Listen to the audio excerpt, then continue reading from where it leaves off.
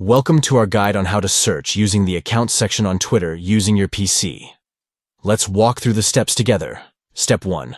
Open Twitter on your PC to begin the search process. Step 2. Click on the search bar located at the top of the page to initiate a search query. Step 3. Within the search bar, click on the settings icon to access additional search options. Step 4. Select Advanced Search from the available options to refine your search parameters. Step 5.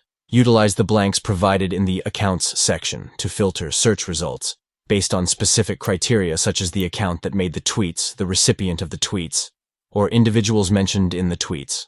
By following these steps, you can effectively use the Accounts section on Twitter to narrow down search results and find tweets based on specific account-related criteria. Thank you for watching.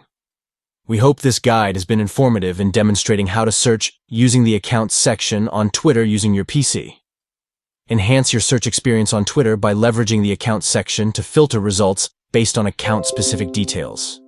Refine your search queries and uncover relevant tweets by utilizing the Accounts section effectively.